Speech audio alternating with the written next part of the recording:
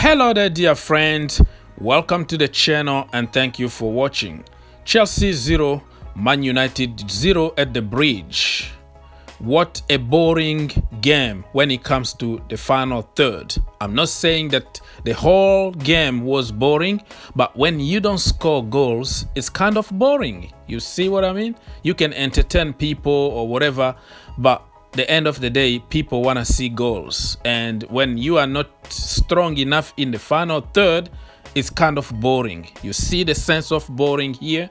So we were boring, Chelsea especially, because we created some chances, but nobody to take them. I'm not gonna repeat myself because it's just like a broken record. I've been saying this for years, for seasons, before even Thomas Tuchel took over Chelsea Football Club. So I'm not criticizing a particular individual or a particular manager or a particular team or player, but it's overall in general we don't score goals, and most of the time we lose point or we draw and we get only 1 point because we couldn't take our chances. So at the end, Oli wasn't happy because apparently it was a penalty in the box. The referee decided not to give it. The VAR wanted to give a penalty, but the referee saw in real time what happened, and when you are running in full speed, something like that happened in the box, it's very difficult to judge. But hey, I've seen it given, but depend on what the team is. So the conspiracy theory now is that the referee don't like United after giving them so many penalties last season. They are complaining about the referee. Do you see how these things works? When it works for you, it's all good. When it doesn't work for you, you start complaining. But hey, I'm gonna take it because the first leg, you know what happened? WWE in the box, but the VAR didn't even have the courage to check. Just check, because today's decision was checked on the screen. The referee actually went to the screen and checked. He saw it because he was so close, and he went to see it and he decided, no, this is not a penalty. The ball just hit him, okay? And he was running. You know, they were, like shoulder to shoulder. But when you lock somebody in the box, WWE, and you don't even check the VAR, that is the real issue here. You're not gonna convince everybody. This is the way football is all about.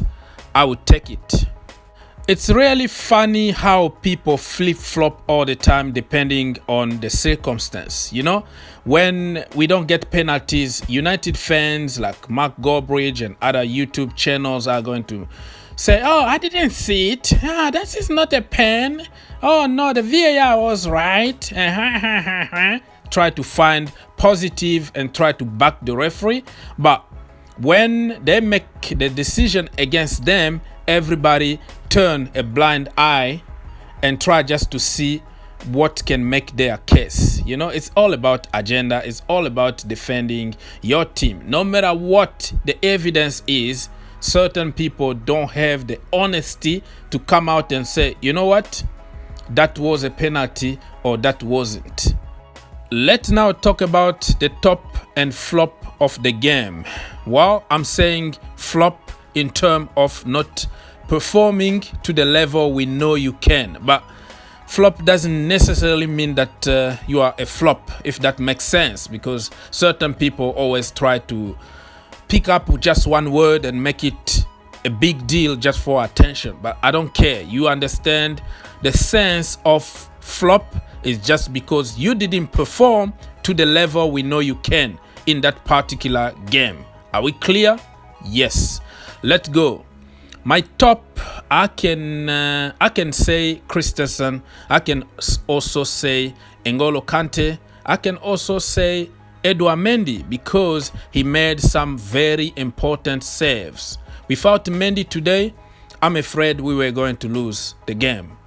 And Christensen, I don't remember him putting a foot wrong. He was immense, man. I think he took his chance. This time, it's going to be very difficult for Kurt Zouma really to take that place away from Christensen. And this is why football is amazing, because if you are given a chance, you can keep your place. Christensen, congratulations. This brother, I gave him a lot of sticks in the past. Everybody knows about it. So when he does something like this, you have to give him credit. And it could have been Kante, like I said, or somebody else. But for this video, for this game, Christensen is the top of the game or the player of the match. Now let me talk about the flop of the match, and I insist, I know some stupidity that I will get in the comment section. Why are you calling? All right, so I love everybody in the team, but I have to tell the truth. And the final third, I have to choose somebody from the final third. The final third as a unit, as the whole team, I have to blame them, if that makes sense. You know what I mean? But unfortunately, I have to choose one person in the final third that didn't do the job that we know he can. You know what I mean? So he needs to improve. So I'm hesitating between Olivier Giroud or Hakim Ziyech. Everybody knows Hakim Ziyech is my brother. Olivier Giroud is my country boy, and I am very protective. I love them and I always give them credit. But if they don't do good, I'm not a biased fanboy that will always praise and lie to people and try not to get in trouble. You know what I mean? I don't care. So somebody needs to be blamed here.